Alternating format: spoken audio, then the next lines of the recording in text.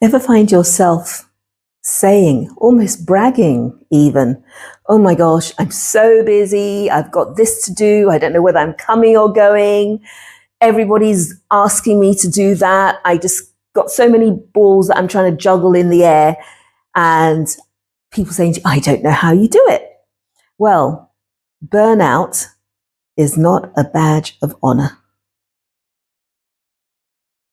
Hello, I'm Declan, psychotherapist and coach. I specialize in supporting people with their mental and emotional well-being, career development, and relationships. Chief of Wellness is a channel to provide education and support through life's challenges. So, burnout. We've all heard about it. Some of us may be experiencing it right now. What does it look like? How do you know you're starting to get burnt out?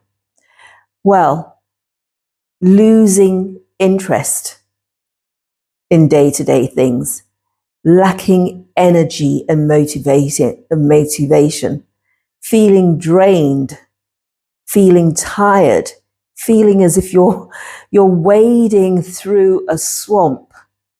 Everything is just so much. Feeling irritable, feeling tearful. I've worked with some people where it's as if the life force has been drained from them. And this is not over dramatic. Their eyes are dull, shoulders slumped, downcast, lack of energy. It's as if they are the proverbial dishcloth that's been wrung out and all the joy of life has come out of them, and they just keep on going. And it's not a good place to be. It is really not a good place to be. And we have to learn to take care of ourselves and pace ourselves in all the different aspects. And quite often we relate burnout to work. However, we can be burnt out emotionally. Our personal lives, a relationship could be particularly demanding and draining. So burnout can manifest rather in different aspects of our lives. And what happens is that we become overwhelmed and we may shut down. And in some really severe cases, people could have a nervous breakdown. Let's just talk about what we can do to try to help ourselves manage this situation and actually recognize it in ourselves and potentially recognize it in others as well. I started off by saying it's not a badge of honor, and I mean that in the sense that in some workplaces and in some cultures, being so busy, being constantly busy, can be seen and perceived as a way of how we show our value, how we add value. However, if we look at things, what is the quality of our presence, of our participation? And our participation, not just in our professional lives, but in our personal lives as well. If you're sitting there and you're too tired to listen to your children, they're trying to engage with you, your spouse is trying to talk to you, and you are just zoned out. And in the office, you're there, you're present, but you're not really delivering. You're not really engaging with your colleagues, participating fully in meetings, or the work that you've done is not up to par and you've got to redo it. The WHO, the World Health Organization, have actually identified burnout as an occupational phenomenon. So it's not just something that we talk, it's actually something that's very real, has very real repercussions and costs. And when I talk about costs, I'm not just talking about financial costs, as in you being off sick from work and the cost to your employer. What about the emotional cost to us as individuals, because there is a significant emotional cost to the individual. And so it's looking at how we can make sure that we try to strike that balance and get the rest that we need. So, for example, I have worked with some people who maybe they work for big tech and they live in one time zone and their colleagues are in another time zone. And they may have families, for example. So they will literally work from 8 a.m. in their time zone to 11 p.m. in their time zone. And in that period of time, they may spend an hour in total with their families, an hour in total for themselves, not 2 different hours, the one same hour. That's not sustainable. And it leads to problems. It leads to problems in the relationship with their partner. It leads to a disconnect with their families, children, for example. It leads to resentment within themselves because they are just working, and then have no time for themselves, all these other responsibilities. And it is a heavy price that the individual is paying. So how do we recognize that we're not superhuman and we need to make sure we rest? Okay, let's take people who are at the peak of their performance. So an Olympic athlete. We know somebody who is capable of competing at Olympic level is at the top of their game. These same athletes will go to a winter camp. They will have periods off where they're not in training because they recognize that to enable them to get to and sustain peak performance, they need to have periods of rest. If an Olympic athlete can take time out of their training schedule to power down and to rest and recharge, so that when they need to call in their reserves and go for that gold medal or go for that world championship medal, they can do that. Why can't we do that for ourselves, the equivalent in our own lives? Because we've all got our own equivalent of going for a world championship or a gold medal. We don't have to be on our A game all the time. If you've got a car and it has 5 gears, it's not designed to be in 5th gear all of the time. Its steady state might be 3rd gear because that's good enough. And at 3rd gear, it can do 80% of the things that it needs to do. When you need that car to go into 4th and 5th gear, it does that. And you quickly go back down to the lower gears, to the steady state. We're not machines. A car is a machine and it's designed to do that. Human beings, we're so much more complex and we don't allow ourselves to be in our equivalent of 3rd gear. We think we've got to be in 5th all the time. So, first of all, learning that it's really important for us to build in rest periods and knowing how to do that. Creating a schedule. Some people might say, oh my gosh, you're not being realistic. I can't possibly do that. Yes, you can. I talk from personal experience. I talk from the experience of so many clients that I've worked with who have been burned out and overwhelmed and have learned how to do that. So the very first thing you need to do is to accept or try to come to terms with the fact that you are not a machine.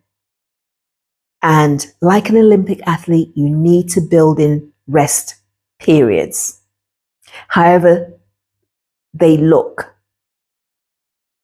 So start with your day-to-day. Try to identify what your sticking points are, what you're doing on autopilot, on rote. what's necessary. There will be times when you do need to pull a 12-hour day, no doubt about it. There will be times when you do need to juggle school drop-off, online calls, client presentation, school pickup, all those things. No two ways about it. However, take a couple of steps back and try and plot out, get a blank sheet of paper, plot out the day to day. Try and identify the sticking points, the crucial points. If it's your work schedule, are there recurring things, reports, meetings? Where can you build in gaps? How can you double up on those? So, for example, maybe if you are working with colleagues overseas and you've got children, and it's a case of maybe between 6 and 8, you make sure that's family time. You have dinner, the kids are bathed, bedtime stories, wind down. You use that as an opportunity, family time. And then maybe you do an hour for a meeting if you absolutely have to. These things are possible. For those of you saying, no, she's not being realistic, she doesn't know, I do know. I do know. It's a challenge. You can make it work. You can make it happen. What do you have to gain? So if you think 15 minutes, I just can't do it, 5 minutes. Step away from your workstation. Take your headphones off. Take your earbuds out. Put your pen down. Leave your laptop alone. It can survive without you staring at it for 5 minutes. And maybe just get up, stretch your legs, go for a walk. If you're in the office, go for a walk around the block, or go to a coffee point on another floor. Just for that break. Try and do that every so often. It's good for your health physically, because we shouldn't sit down for too long, but also getting that mental break, that detachment. Try and build in a break for yourself. Several times a day. Some days, if you look at your schedule, you might actually be able to plug something in. Other days, between meetings, grab that quick 5 minutes. The most important thing is flexibility. Knowing your situation and working with it. So I'm not prescribing anything, and I don't prescribe things for people. Know your situation and what can you do. Another thing as well, we can acquire responsibilities and hold on to them long after we don't need to. And this applies equally for work and personal lives. So was there something that you started doing, a chore, a task, a report, something, and the value has been used and it's no longer really needed, but it becomes a part of the wallpaper, for example. Review what you're doing. Check if it's still needed. Is it still needed? If it's still needed, to the same extent, can you step down? Can you reduce the amount of time that's spent on it, the size of the report, the number of times? Or you started off by doing a friend a favor by maybe always being the one to pick them up to go somewhere. Could they not reciprocate? Does it always have to be you? We get comfortable. They might find resistance from others when you're trying to step back and step down. However, that's because people like the status quo, especially if it's convenient for them. So sometimes you might feel the discomfort of other people's resistance. However, rather than using that to stop you, take that as a sign of, yeah, I'm doing the right thing for me. I'm not saying I'm not going to do X anymore. However, it's got to change. And perhaps you can step forward and do more if you think it still needs to be done.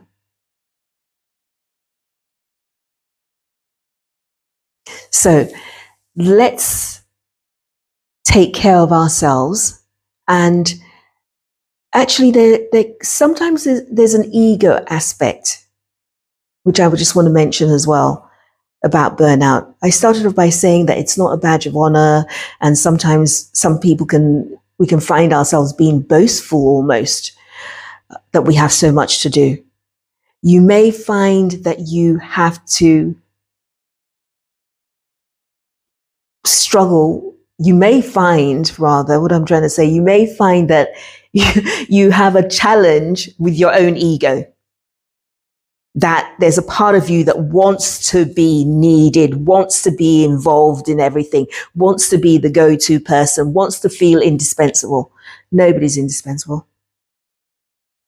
So try and set your ego aside for your greater good. So that's all for today, folks. If you found this video helpful, hit like, press subscribe if you haven't already done so that we can grow this channel and go on this path together in Chief of Wellness. Until next time, take very good care of yourselves.